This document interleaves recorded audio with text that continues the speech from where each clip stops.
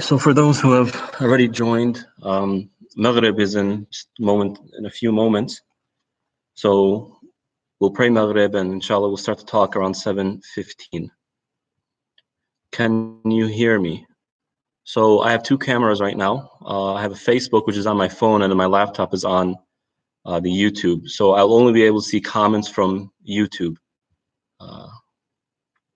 Or you know what, let me try opening my Facebook.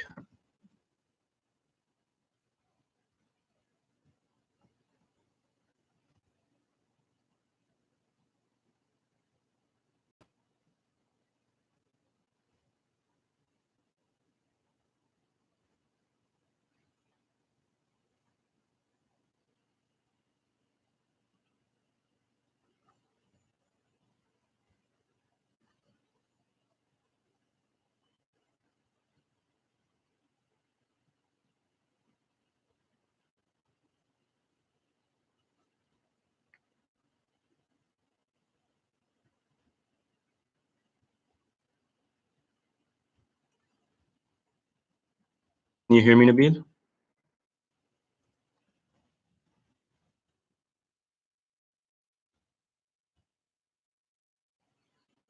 All right.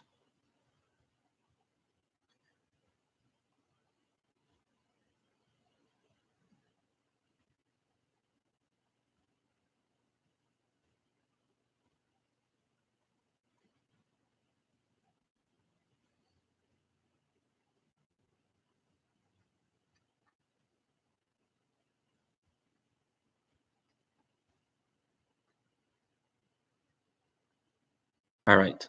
Okay. So inshallah, let's go pray Maghrib and then we'll start afterwards. So let's say around 7:15 we'll begin.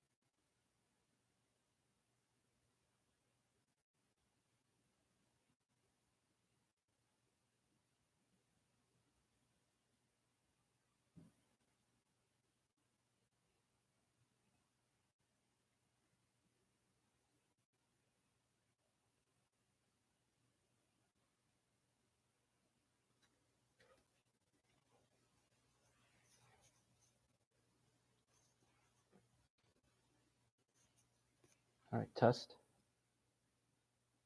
Can you hear me?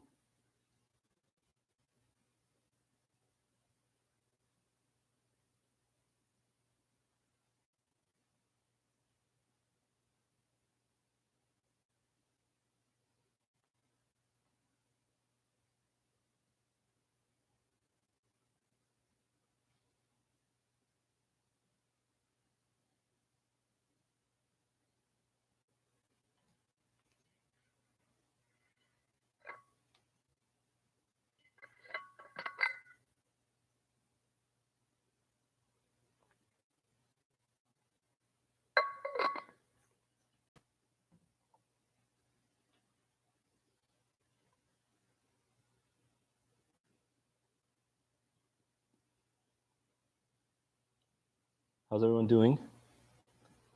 Inshallah, you're not too bored.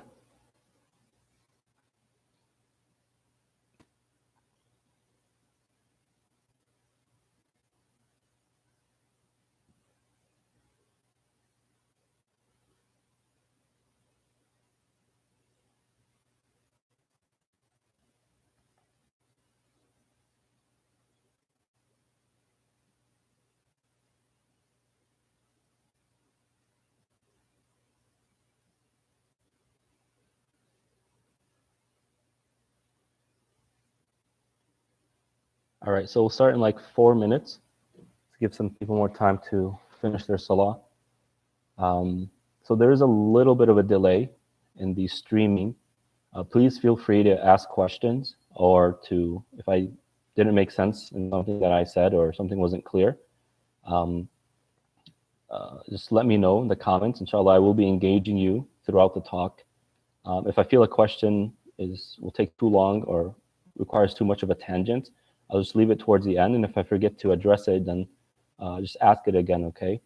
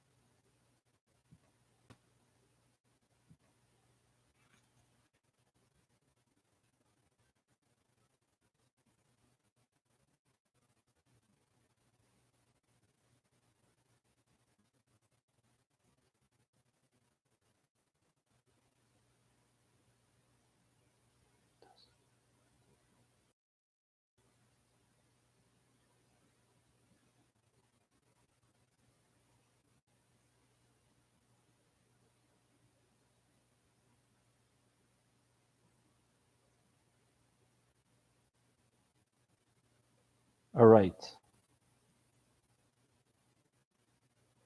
All right.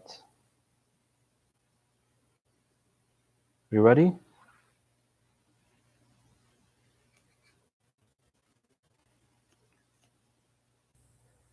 بسم الله الرحمن الرحيم والصلاة والسلام على نبينا محمد وعلى آله وصحبه أجمعين أما بعد. I hope each and every one of you is safe and healthy, and I hope that this turns out to be a great opportunity for us to not only increase our iman and come closer to Allah subhanahu wa ta'ala, but also to really restore and rejuvenate, refresh our social relationships, especially with our immediate family. Today's topic, as I mentioned in the promotional video, it's to address the question, how do we understand this epidemic? It's the consequences of poor regulation. And in order to do this, we always need to go back to the Quran. The Quran is our guidance. It is what helps us understand our situation and can understand the apparent meaning of a verse or a chapter or a concept from the Quran. It doesn't really click. I get it, but I don't see how this is relevant to my times, or I don't really understand how to benefit from these verses in my current situation or my current circumstance. And Allah Ta'ala Alam, the reason that is because it's not because the Quran is difficult to engage, but rather in our times today, due to the way we understand the world, it's quite different than pre-modern times or reality. And it's doable, definitely is doable. It requires contemplation. But perhaps this is why so many people find this gap between spirituality and reality itself. So to answer this question, I chose the opening verses of Surah Al-Ankabut, which is the 29th chapter, if you'd like to follow along yourself. And to better appreciate this chapter, let's look at when this chapter was revealed.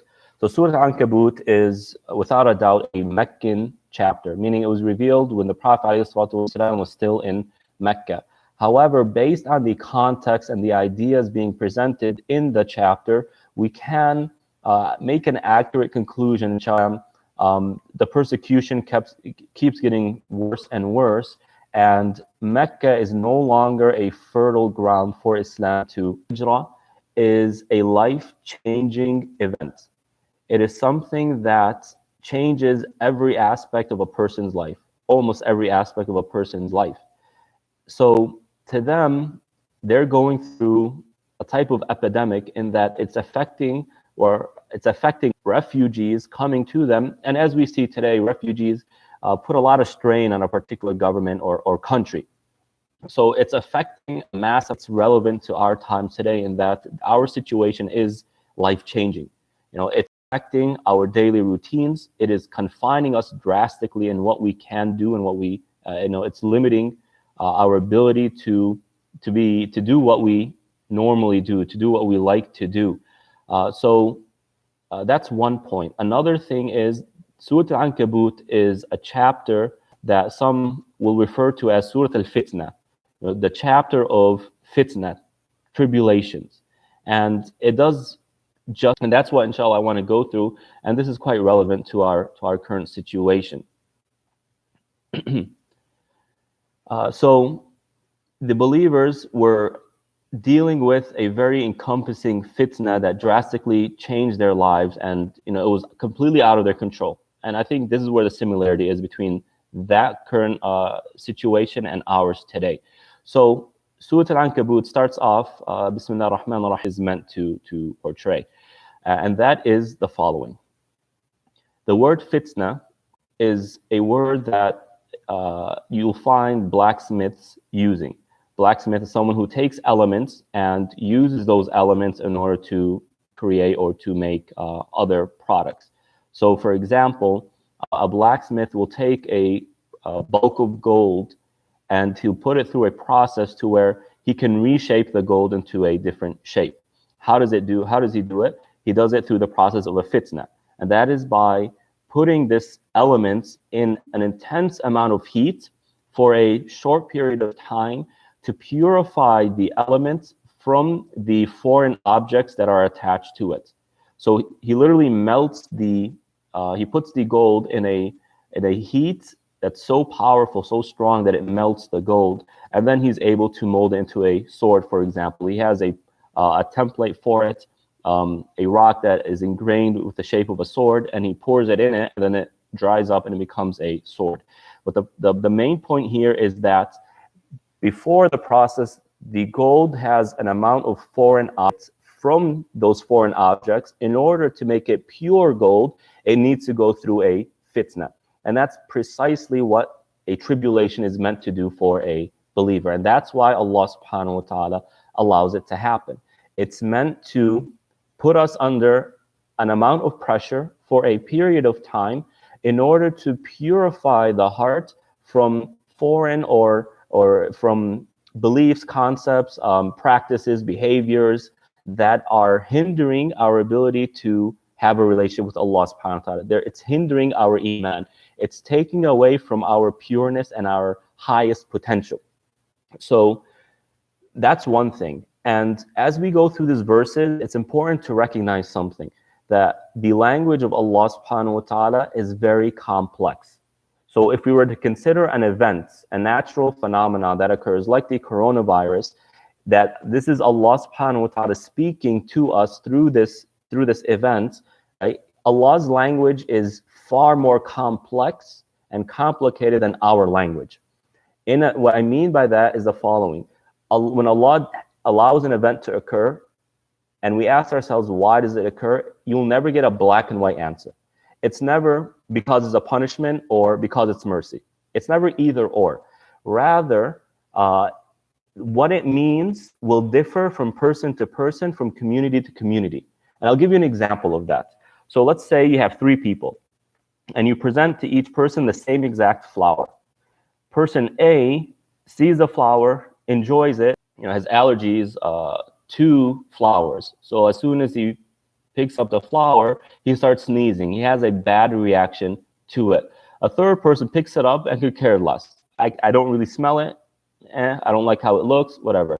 It doesn't harm me, it doesn't bother me at the same time, but it's not bringing me any joy.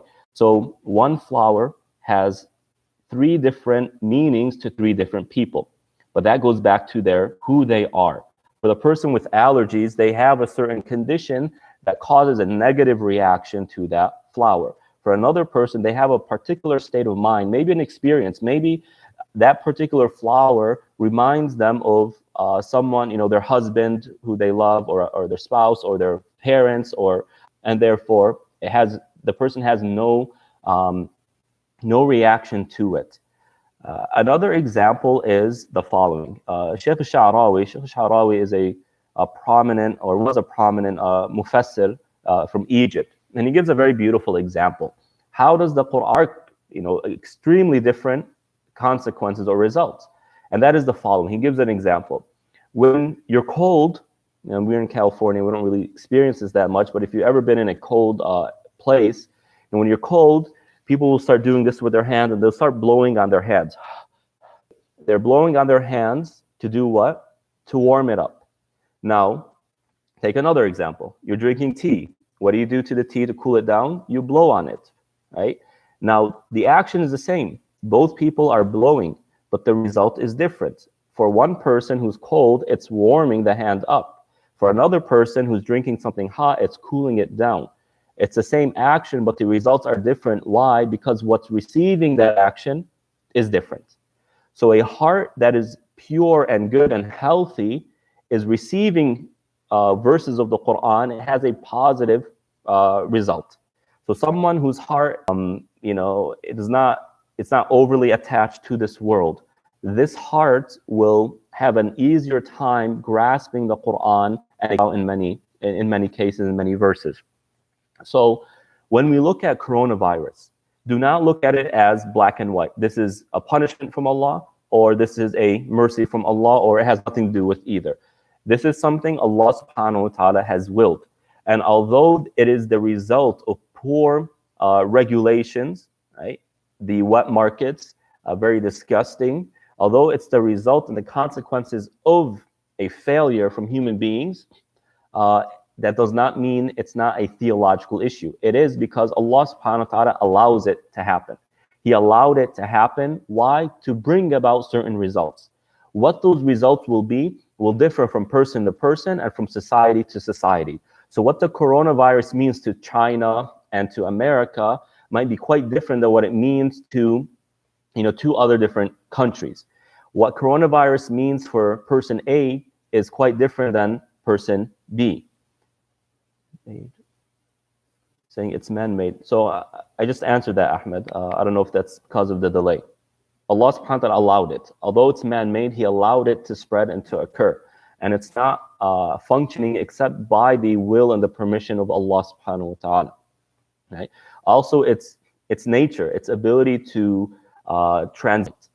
And we'll get through that in a moment, inshallah, and it'll be a little bit clearer. So That's the idea of a fitna. So Allah subhanahu wa ta'ala in the second verse of Surah Al-Ankabut is saying, أَحَسِبَ النَّاسُ أَن يُتْرَكُوا أَن يَقُولُوا آمَنَّا وَهُمْ لَا يُفْتَنُونَ وَلَقَدْ فَتَنَّا الَّذِينَ مِنْ قَبْلِهِمْ فَلَيَعْلَمَنَّ اللَّهُ الَّذِينَ صَدَقُوا وَلَيَعْلَمَنَّ الْكَاذِبِينَ. Allah subhanahu wa ta'ala is saying that do people think that they can say they believe and they won't be tested? Indeed, we have tested the people before them. This is a very important point that I hope parents will take to heart. And that is Allah subhanahu wa ta'ala is mentally preparing the believer for fitnas to come. So that when they come, it's not a shock. You see people, and this is, I mean, these are real life examples. You know, when death comes to a family member or a friend, and they're sitting there and trying to process the fact that a loved one or a friend has passed away, it's such a shock to them because they weren't mentally prepared for that. Right? So Allah subhanahu wa ta'ala is telling the reader of these verses, be prepared mentally. Things like this are going to happen, but that's okay because the following verses are going to explain why they happen. And when we understand why they happen, when we know what happened, it helps, okay, that makes sense. It alleviates some of that stress and some of that pain. So Allah subhanahu wa ta'ala is saying that, look, this is coming. It's coming. It might be for you, for us as an individual, or it can be at the communal level, it can be at the family level, or it can even be at to fight instead of flight. You know how this psychological concept, fight or flight, or flight or fight? You know, people react in a certain way. When something comes to them, some people will flight. They'll do flight, meaning they'll run away from it. That's how they react to a hardship. Other people, it's part of their instinct that they will fight, right? So Allah subhanahu wa ta'ala is mentally preparing us so that when it comes, we fight, right? And I don't mean literally fight, meaning we persevere. We do jihad as the verses are coming. One of the following verses will mention. So it's bringing that this mentality, it's preparing us so that when something like this comes, we're ready for it. So if we are ready for it, we're mentally prepared for it, when it actually comes, you find that the believers will utilize their time and what do I need to do now? While, if we aren't introduced to this, what happens is we spend so much time just trying to process the event itself. Oh my God, I am in shock. What is going on? What's happening, right? So this is the idea of a fitna. Allah subhanahu wa ta'ala uses an event as a catalyst to bring about certain results. فَلَيَعْلَمَنَّ اللَّهُ الَّذِينَ صَدَقُوا وَلَيَعْلَمَنَّ الْكَاذِبِينَ. And this is point number 2. Point number 1 was a fitna, the idea behind it. Now, or before that, one verse that says other people to be aggressive towards them, they react negatively in a sense that, or in a way that they leave the path of Allah. I need to leave this. Whereas the believer will fight. They will persevere. So the next, continuing that verse, out their true nature. And I'll give you an example of the latter first. That is Iblis. This is the classical example that the Quran gives multiple times. Iblis. Iblis on the outside, before Adam, looked beautiful. Seemed like a pious person, a sincere person, but through a fitna. And that fitna is to prostrate to Adam. And what happens? It brings out that ugliness. It brings out the arrogance. It brings out his true nature. For other people, that fitna brings out their beauty. Even though on the outside they might seem like a normal person, they might seem like a average Muslim, but when things get rough, their beauty comes out.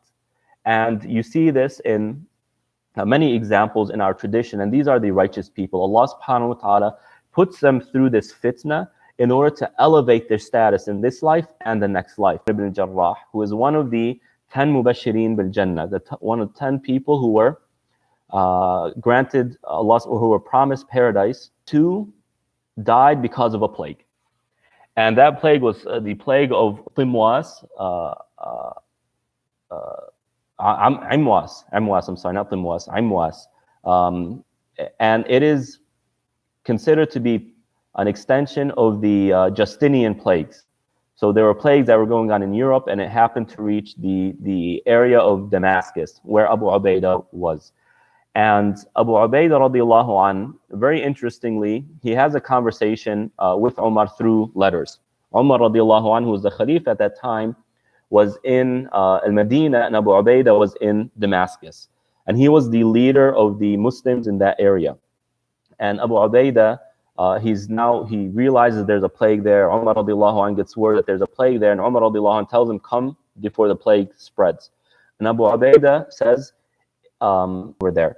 And he says that the plague is a dua of the Prophet ﷺ. Now, the scholars differ exactly what that means, but perhaps the most consistent meaning is that the Prophet ﷺ says that whoever dies because of a plague, because of something viral, a virus that is spreading, bacteria, then they die as a martyr. They get the reward of a martyr.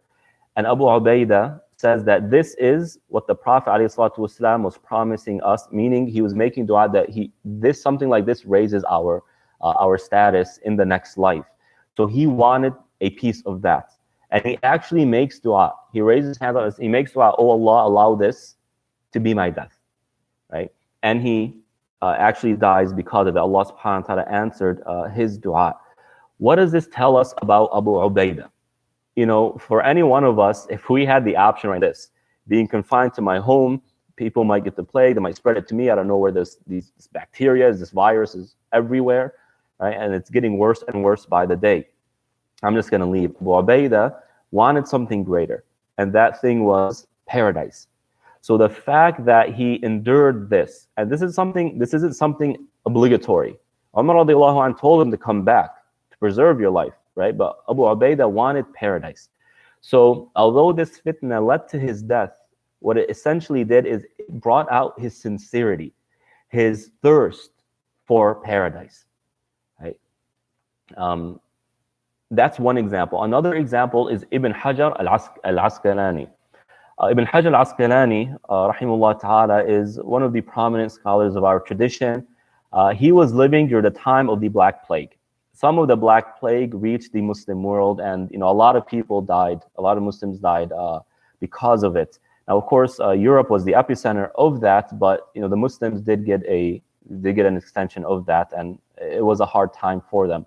Ibn Hajar was in Egypt, I believe. He's Egyptian, but I believe at that time he was in, so we can only imagine how scary it was for the believers. Ibn Hajar radiallahu an, just to add a little bit more context to who he is, he wrote the most powerful and the most prestigious explanation of Sahih al-Bukhari. So he is very much revered by the believers, by the Muslims, and he has left behind one of the greatest books that our library has. Ibn Hajar, because of this plague, lost 3 daughters. 3 of his daughters died. Subhanallah. How did he react to that? Now, think of experiences that you've seen, people you've heard. Someone loses 3 daughters because of a plague. That's going to crush them. How are they going to react to that, though?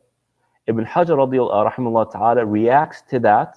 He channels his emotions and writes a book called Badlul Ma'un fi Fadl al-Ta'un, giving a little book about this. I still haven't read it, but inshallah I plan on reading it, and maybe I can give a summary of that in another lecture.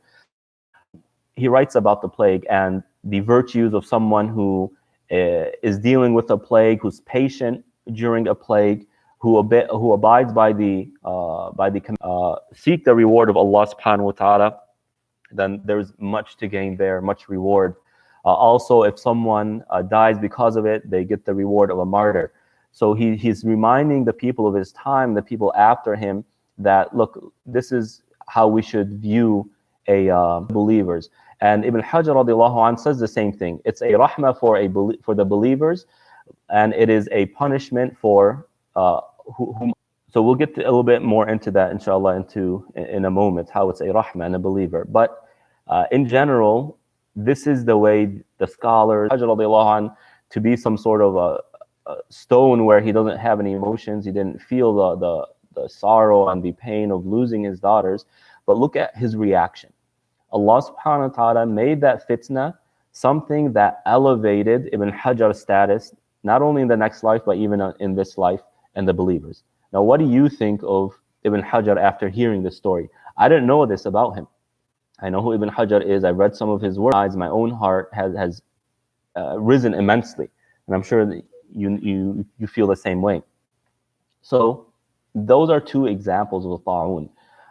In terms of us today, there are examples of how it's bringing out the good in the hearts of some believers. When you look at, for example, ICNA, they were doing, they're responding to the needs of people. They are putting themselves in harm's way. They're standing and meeting people in order to give them supplies so that they can live by. Other masajid have told people, if you are sick or elderly, you're physically impaired and you cannot go out and get supplies, we will do that for you. Let us know, and we are going to go out, put ourselves in risk's way in order to keep you at ease and to protect you. See, now this fitna is bringing out the beauty. With says, فَلَا يَعْلَمَنَّ اللَّهُ الَّذِينَ صَدَقُوا وَلَا يَعْلَمَنَّ الْكَاذِبِينَ أَمْ حَسِبَ الَّذِينَ يَعْمَلُونَ السَّيِّئَاتِ أَنْ يَسْبِقُونَ سَاءَ مَا يَحْكُمُونَ. This is the second group of people. In this verse, Allah subhanahu wa ta'ala says, do those who do wrong think that they will escape us? What an evil conclusion of punishment. No, you can't say that. Everything is mercy. Allah subhanahu wa ta'ala is always mercy. Why does he need to punish anyone? And it's becoming uncommon to hear about punishment on the member, on Friday sermons and talks. But it is part of the Quran.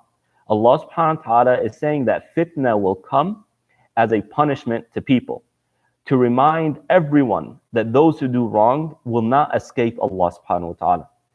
Sure, sometimes he prolongs a certain event. Sometimes he delays a punishment. And there's wisdoms to that, and only Allah subhanahu wa ta'ala knows what those wisdoms are. But a epidemic, something like this, for some people, it is a punishment.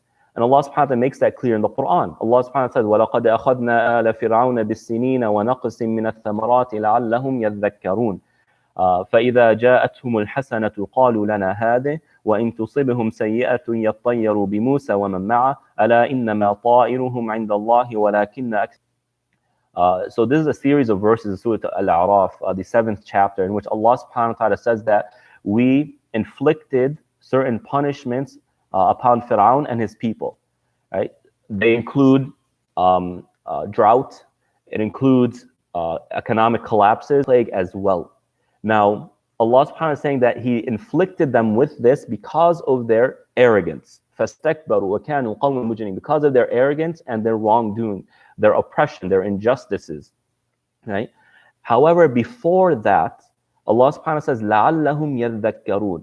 In order for them to remember, in order for these events to serve as a spiritual reminder or over toilet paper. Look at our situation. And how long did it take for this to occur? A few days.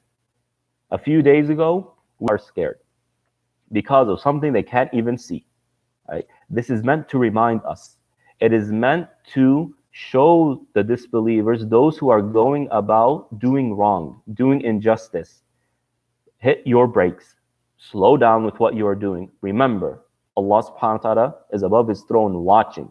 And although he gives us respite and some time to reflect and to repent without punishment, if we are not going towards the right path, Allah subhanahu wa ta'ala intervenes in very harsh ways, very severe ways that brings us down to our knees. It's meant to reflect an example of that. It doesn't have to be a government even. CNN and news and media in general. Pre-Trump, look at how they would put their reaction to that.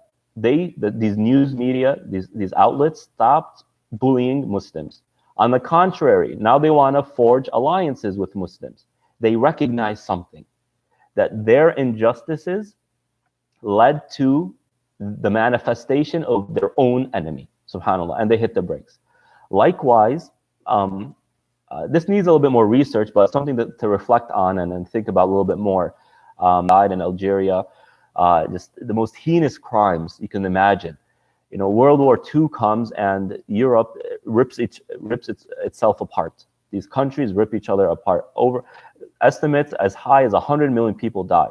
What do you find afterwards? they start slowing down their oppression against slaughtering and spilling the blood of innocent people, right? It's not, we cannot say that this is a coincidence. SubhanAllah, when an ambassador to Syria who is accused and is guilty of sending militias and slaughtering innocent people dies because of this, we have to look at this verse. أَمْ حَسِبَ الَّذِينَ يَعْمَلُونَ السَّيِّئَاتِ يَسْبِقُونَ سَاءَ مَا يَحْكُمُونَ. Do people think that they can do wrong and they will escape us? No. What a poor conclusion. They will never get away from Allah subhanahu wa ta'ala. So it serves initially to remind them. And my own personal thoughts as of now of what coronavirus means, it's a warning. I don't think it's a punishment. Why? Because it hasn't done enough damage, right? And please feel free to challenge this and give me your thoughts. This is just my own thoughts. I think this is a warning to mankind. Look at what you are doing. A lot of these countries, right, their foreign policy is terrible, and they are oppressing. And that might not even be their foreign policy. It might be how they deal with minorities or certain people within their lands, right? It's a reminder. It's a warning. Stop what you are doing. But we'll see afterwards. Afterwards, the punishment comes. Allah Ta'ala alam. And Allah subhanahu wa ta'ala is the most wise, and we are just reflecting upon what the Quran says it is and understand. Ebola was an issue. Yeah, Ebola was an issue. Now, I don't know about those countries in Africa, what's going on. I don't know. So I can't comment on that, right? But in terms of what's going on with these other countries who are severely impacted by this, I mean, I think there is a strong correlation here, right? So if the arrogance continues, then Allah subhanahu wa ta'ala does mahiq to these people. Allah subhanahu wa ta'ala eliminates the evil. Sometimes that elimination is by the death of the person doing that evil. So for example, the punishment came down to Quraysh, the leaders of Quraysh in Badr. As Allah subhanahu wa ta'ala prophesies in the Quran. So it led to the death of Abu Jahl, and shortly after Abu Lahab passed away. What happens a lot of times, what I notice people is that they look at an affliction, a problem, a test from their own perspective. How is this affecting me? If it's affecting me in a negative way, that means it's something negative. If it's affecting me in a positive way, it's something good, despite how it might be affecting other people. This is a pandemic. It's an epidemic. For many of us, we are feeling the harshness of it. But don't forget, there are other people who this is serving as a relief for them. Saeed Al-Kalami, who is a Moroccan scholar, says that one summer in Morocco, it was extremely hot. And he was walking around, he passed by some guy, and he said, man, it's hot. He's making small talk with him, it's very hot. And he says that this person responded in a way that shook my iman, in a positive way, meaning it really caused me to contemplate and see the world in a different way. His response was the following: لِرَبِّكَ خَلْقٌ سِوَاكَ. Your Lord has creatures and creations other than you. This heat might be negatively affecting you, it's making you uncomfortable. However, other creations are benefiting from this. If we are bearing the burden or the harsh side of this epidemic, know that it's relieving and alleviating other people who are being oppressed. Remember, it's not a coincidence that a lot of these countries that are being hit hard by this, not all of them, right? A lot, but some of them being hit hard by this, their economy is crashing. The economy is crashing. Now, without a strong economy, how are they going to go about oppressing other people? Or at least it's going to slow it down. So if it's hard for us, it's a faraj, it's a relief for other people. So remember that when you're feeling the constraints and the burdens of our current situation and in the next coming weeks, or perhaps even months, right? Remember, when it's hard for you, remember that your endurance, your perseverance is allowing someone else to be relieved and alleviated. And there's another example of this of the Quran, and that's Yusuf alayhi salatu wassalam. Yusuf alayhi salatu wasalam went to jail for 7 years, and he was enslaved falsely after being a free person and taken away from his family. He went through a lot of hardship. However, all of those hardships were preparing him to be the second in command in Egypt at a time when a major famine took that area of the world, and people would have starved if not for those events that led Yusuf to where he ended up being. So his suffering, his perseverance, so endure what we are going through, and remember that people in Yemen, people in Afghanistan, people in Gaza, subhanAllah, I looked at, there are no cases of Ebola, not Ebola, of coronavirus there, so they were able to pray Jum'ah prayer. And they're kind of mocking, or not mocking, they're kind of boasting to the world, you guys aren't praying Jum'ah, we are. Give them that victory. They deserve it. It's been 11 years of oppression and suppression, and they call it the largest prison in the world. They earned that. They deserve it. And if that means we, as their brothers and sisters living in better situations, have to endure a little bit so that they can be alleviated from a lot, let that be. They deserved it. So continuing the verses, سَاءَ مَا يَحْكُمُونَ مَنْ كَانَ يَرْجُو لِقَاءَ اللَّهِ فَإِنَّ أَجْرَ اللَّهِ لَآتٍ وَهُوَ السَّمِيعُ الْعَلِيمُ وَمَنْ جَاهَدَ فَإِنَّمَا يُجَاهِدُ لِنَفْسِهِ إِنَّ اللَّهَ لَغَنِيٌّ عَنِ الْعَالَمِينَ. Here Allah subhanahu wa ta'ala, these two verses are further preparing us mentally and saying that whoever looks forward, whoever is hopeful for their meeting with Allah subhanahu wa ta'ala, right, then know that our meeting with Him is soon. It's only a matter of time. It might be 10 years, it might be 20, 30, 50, 100 years, whatever it is. But time goes by quickly, and our meeting with Allah subhanahu wa ta'ala is near. وَمَنْ جَاهَدَ فَإِنَّمَا يُجَاهِدُ لِنَفْسِهِ. And whoever does jihad of the self, here it's the self because this is a Meccan chapter, whoever performs jihad, meaning they strive and they persevere, then know that they are reaping the reward and the fruits of their own perseverance. Allah is not getting anything. إِنَّ اللَّهَ لَغَنِيٌّ عَنِ الْعَالَمِينَ. He's not benefiting anything. So this is another way, it's mentally, these verses are mentally preparing us to deal with a hardship, our current epidemic.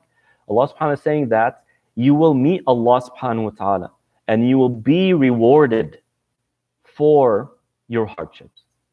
What we go through, as the Prophet ﷺ says, a thorn does not pierce our skin and does not poke us. We do not feel fatigue. We do not feel hunger. We do not feel pain, except that is rewarding us in one way or another, by expiating sins or by giving us good deeds. We will reap that ultimately in the next life. So whatever we are going through now, think of it this way. We're on the clock. They say, employees say, I'm on the clock. We are on the clock with Allah subhanahu wa ta'ala. What we are going through now, we get reward for. So when you're feeling that hardship, remember, you're not doing this for free. You're doing it for paradise. And paradise will come to you very soon. It's only a matter of time. And if you strive and persevere and take the best, make the best out of these moments, out of these days, then you're the one who's reaping the rewards of that in this life and the next life. لَنُكَفِّرَنَّ عَنْهُمْ سَيِّئَاتِهِمْ وَلَنَجْزِيَنَّهُمْ أَحْسَنَ الَّذِي كَانُوا يَعْمَلُونَ. And those who believe and do good deeds, we are going to purify them, we are going to expiate their sins, and we are going to reward them the best of rewards. This is He sends fitna like this to purify us, to remove and expiate those sins, so that when we meet Allah subhanahu wa ta'ala, we are no longer accountable for them. We have dealt with them in this life, we don't have to deal with them in the next life. And this is the majority of believers. They have belief and they have an amount of good deeds, but they have sins as well. And this category is different than the first category, in that the first category, it's not about sins anymore. They don't have that many sins, right? It's not about expiating their sins, but rather it's about strengthening their iman and elevating them to a paradise in general. So when we go through our times, isbiru wahtasibu, be patient and look forward and be optimistic of the reward of Allah subhanahu wa ta'ala. When we fast, this is an example. The Prophet ﷺ says, Man sama Ramadanan imanan واحتسابا غفر له ما تقدم من ذنبه. Whoever fasts Ramadan in iman, meaning doing it out of belief that this is an obligation, wahtisaban, and seeking the reward of Allah subhanahu wa ta'ala, being patient and enduring the trials and the hardships and the inconveniences of fasting, then Allah subhanahu wa ta'ala forgives their sins. So when we go through this, we have to have that mental understanding, this emotional understanding that we have to endure sometimes. But when we endure, it's meant to purify us. It's meant to remove something even greater, a greater harm.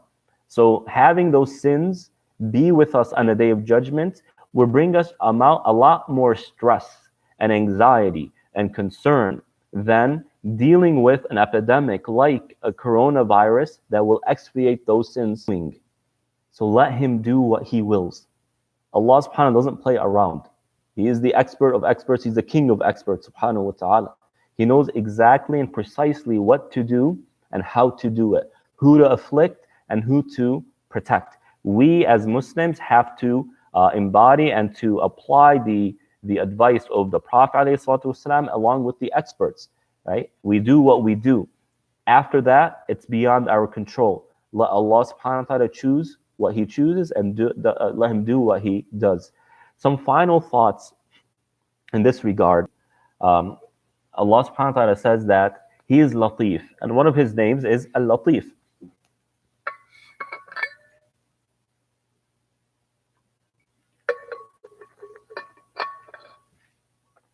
And what Al-Latif means is that Allah subhanahu wa ta'ala brings us things, brings us that which benefits us, and protects us from that which might harm us in a way we don't even perceive. He brings these things to us, he defends us, he protects us in a way that we can never perceive. We don't even see it.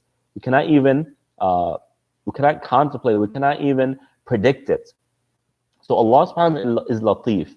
And remember, Allah subhanahu wa ta'ala's language is complex. What's going on with the coronavirus isn't just black and white.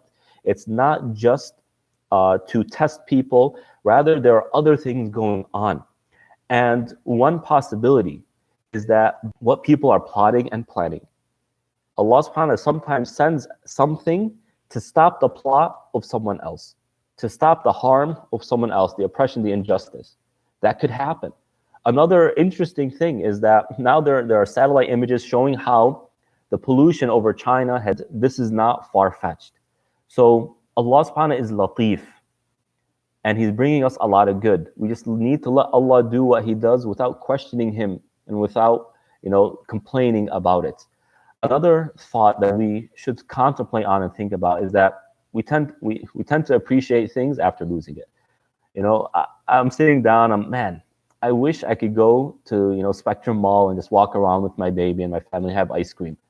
It seems so precious. It seems like such a luxury, almost like it's one of those yearly vacations that you take, even though it's just, a few minutes away from us. It's so common. So, in normal times when we say, oh, let's go to a Spectrum Mall, it's, who cares? It's nothing big. But now, man, it seems like a big deal.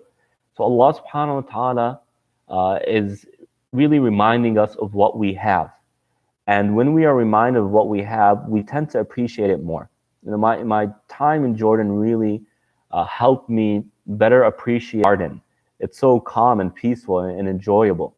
So when we lose these things, after being confined for so long, once we go out again, it'll have a different meaning, it'll have a different flavor. Man, this is actually really nice.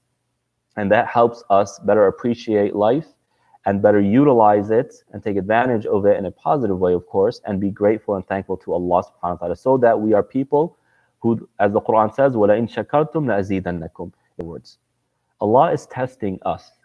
He has brought about a very unprecedented situation, or at least, in the last century, something like this has never happened. Even in recorded history, I don't think there has been an epidemic to this scale.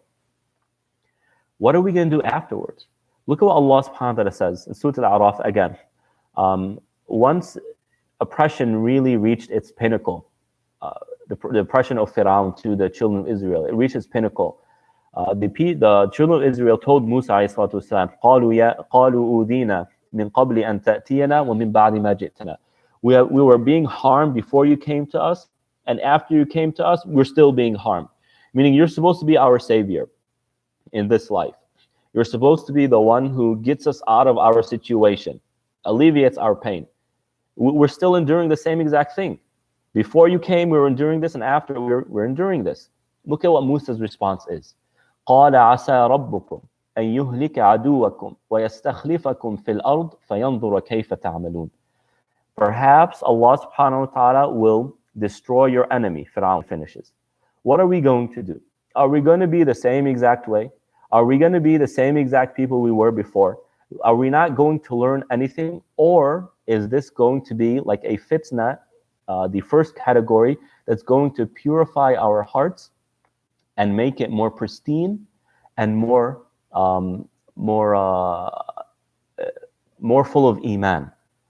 How are we going to react to that? Think about this. Most people, after this is done, they're going to do the same exact thing. Oh, that's something that happened. Oh, bad memories. Okay, let's go on with our lives. That's not a good thing. فَيَنْظُرَ كَيْفَ تَعْمَلُونَ. How are you going to react afterwards? This will end. Obviously, it's going to end. Who knows how long? It might be weeks, it might be months, and come out of this better. And remember, if we come out the same exact way, or maybe even worse, that's not good. That's going to lead us to what this coronavirus means or is meant to mean for each particular person or society or country will differ. For some, it is a sign of Allah subhanahu wa ta'ala's support and his support and victory being given to certain people. For others, it is a clear warning. For others, it will be a punishment. For others, it's a fitna. It purifies them and elevates their status. And for some, it purifies and expiates their sins. But in general, for believers, it's a mercy. Because if they are of the first category and their ranks are being elevated, that is a mercy from Allah subhanahu wa ta'ala, because their reward will be elevated as well. If they are of the third category, meaning it serves as expiation of their sins, well, that in itself is a mercy. So we as believers, it's a mercy for us. Be patient and accept Allah subhanahu wa ta'ala's gift. Then it was meant to be a mercy for them. If they don't accept, then it's going to eliminate an amount of evil, either in their heart or in their actions, or, al-iyadu billah, may Allah subhanahu wa ta'ala protect us, it could even lead to death. So this is the introduction of Surah Al-Ankabut, the chapter, because their fitnas it hit every part of their lives, and they endured for long periods of time.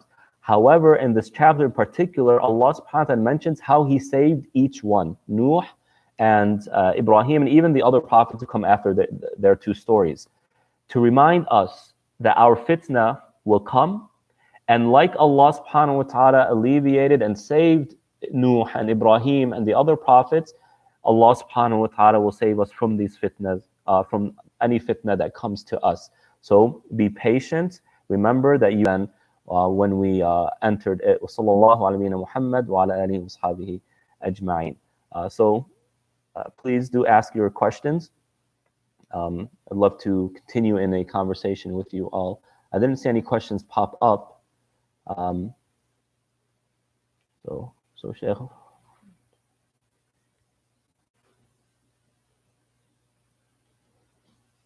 So their status is elevated in both this life and the next life. It's elevated in this life in a way, their status is elevated in this life in the eyes of people.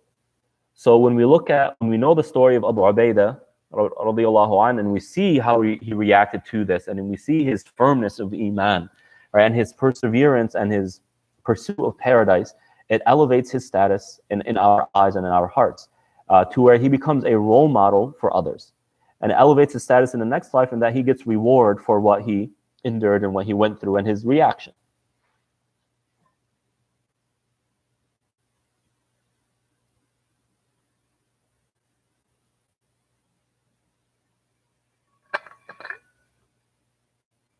His disappointment in us, reminding us, look, when Allah subhanahu wa ta'ala shuts down the two harams, Mecca and Medina, the Prophet's mosque, and come out with stronger iman. When Allah shuts these two masajid down, I think it's a warning to Muslims do not lose this blessing of the two masajid by engaging in luxury and in entertainment and bringing people who shouldn't be there to that place. Or that came out inaccurately. Allowing that land to become a land of entertainment and sins. Allah subhanahu wa ta'ala will take it away, right? As He's done, for example, with other places and other times. So for some people, it is a wrath. For other people, it's a warning. For other people, it's a mercy.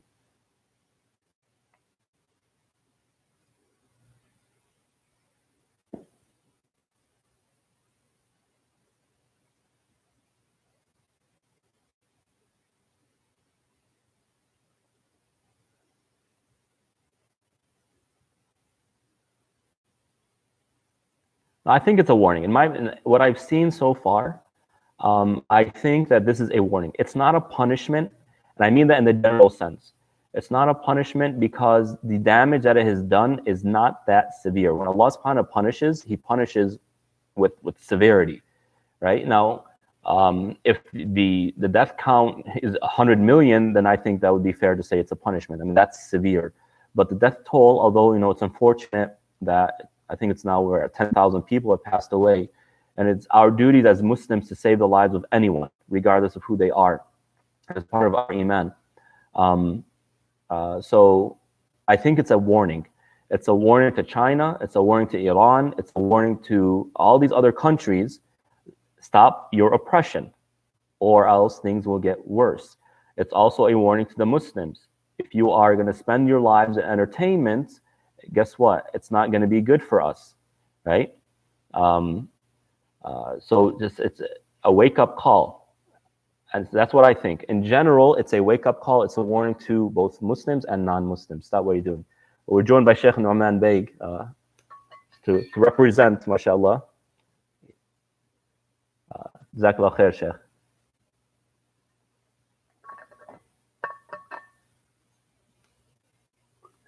Nabil, I'm live streaming on both YouTube and Facebook. So if I'm answering a question that you don't see, it's because it was asked on Facebook.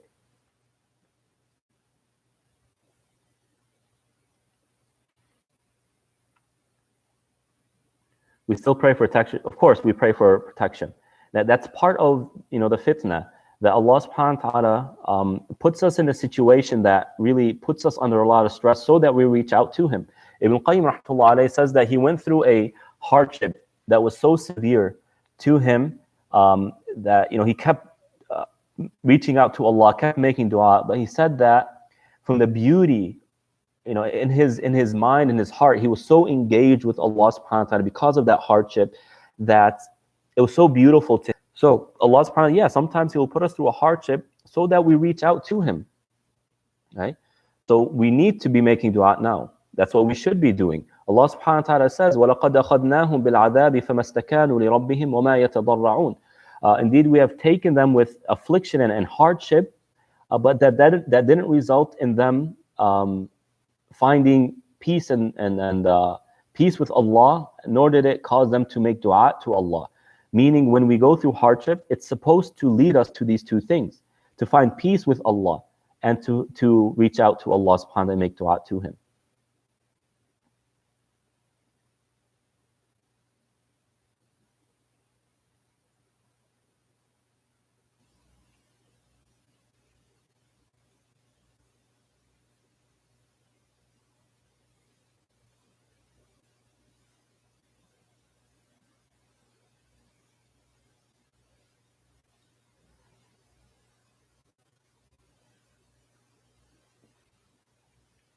Good questions.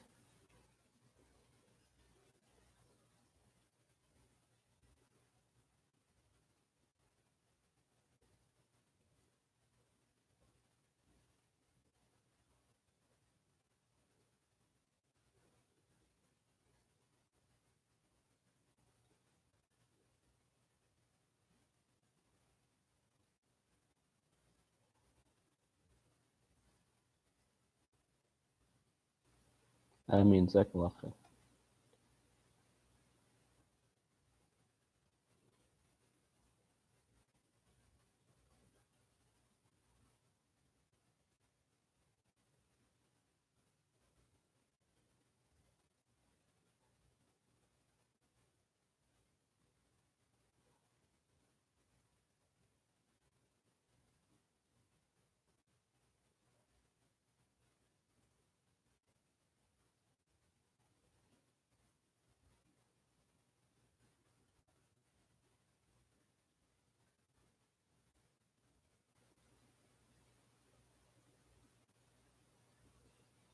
Yeah, inshallah, I'll do more live streaming, probably once a week, every Friday, to continue that. I know a lot of other imams are doing, during the time of khutbah, they'll have a talk. Maybe I'll do that as well. So we'll have a Friday night talk, and they, during the khutbah time, talk then. I'm releasing the videos, as you know, Nabil. So any other suggestions, please do let me know. For the ladies, we have the ladies halaqah in English on Tuesdays from 11 to 1, and on Wednesdays in Arabic from 11 to 1 as well. So we're doing that over Zoom now, if you'd like to join us, inshallah.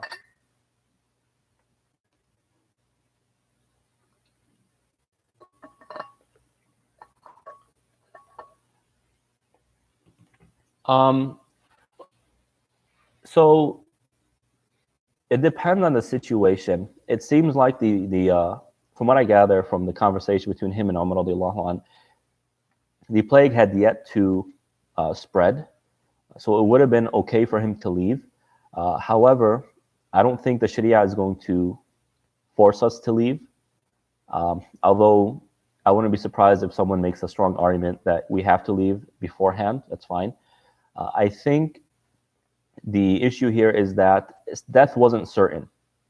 You know, we're in a time of plague, but you know, we're concerned when we're facing certain death. Allah subhanahu wa ta'ala tells us not to do that. Right? We can't put ourselves in harm's way. So that's the way I'd see it. He made dua to die because of it, but he wasn't guaranteed that, and he wasn't certain that he would get the plague.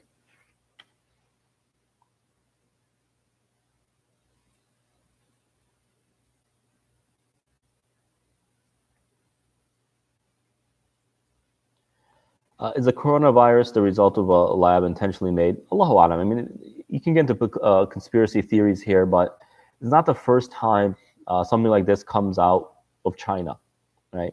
The SARS, which happened 15 years ago or so,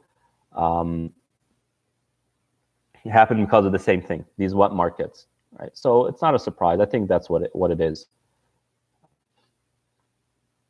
Wallahu ta'ala alam. Baby, you never know.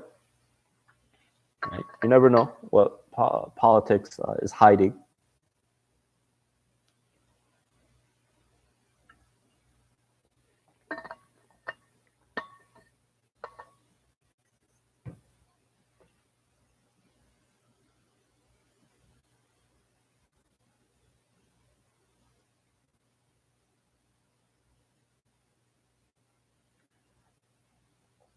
Thank you for all the dua and the comments.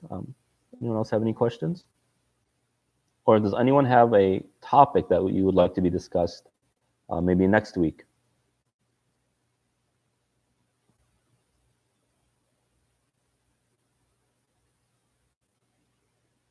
No volume?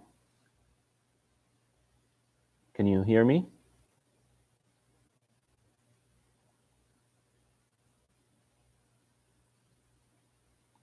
The changing of the adhan, yeah. So the Prophet, and during the time of the Prophet ﷺ, it is narrated that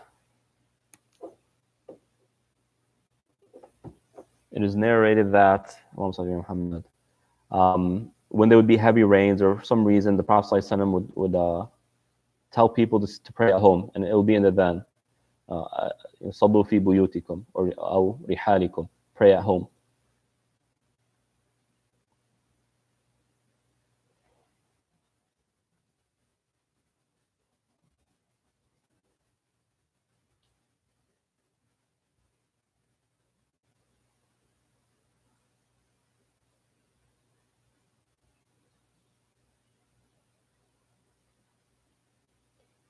If you think that this is the blessing, then it truly is a blessing.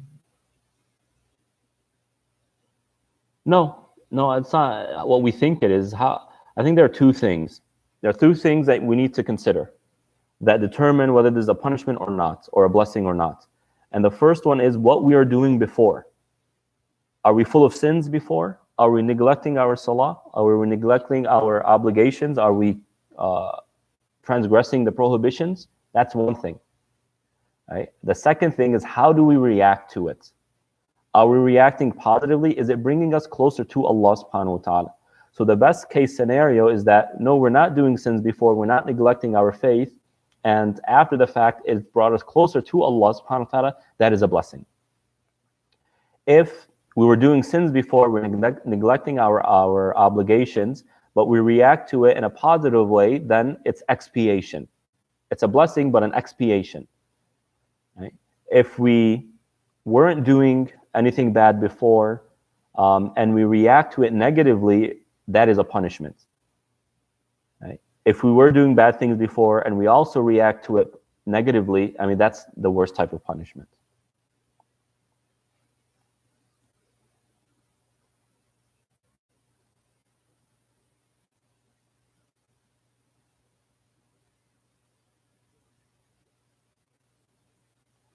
Abu Sufyan accepted by his own free will, and he accepted before the his story of the Islam, who was the leader of Damascus, or the Romans of that area, praised the Prophet ﷺ. Right? You know, people tend to take others who are similar to them more seriously. So a politician takes the words of another politician more seriously than someone else. So when he heard this politician praise the Prophet ﷺ,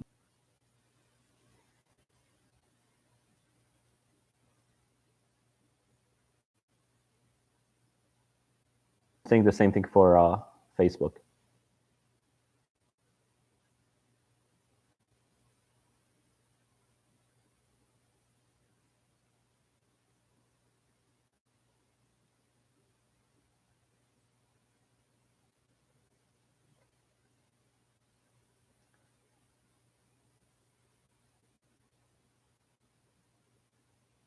Ameen ya Rab.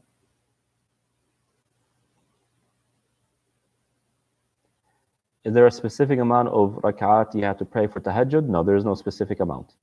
You could pray 2, you could pray 5, you could pray 100 if you want.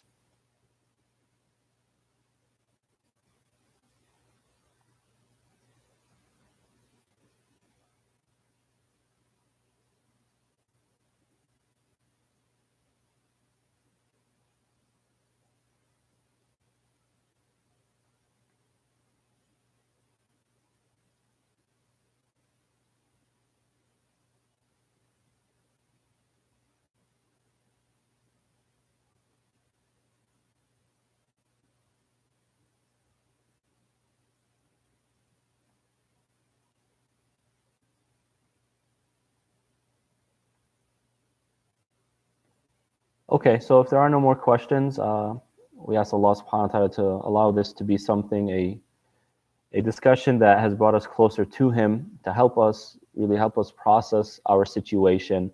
Be patient and remember this will end, it's temporary, but in the meantime, we are on the clock, we are getting stronger in our iman and as persons and people and personalities than we were before this tragic occasion. صلى الله على نبينا محمد وعلى آله وصحبه أجمعين.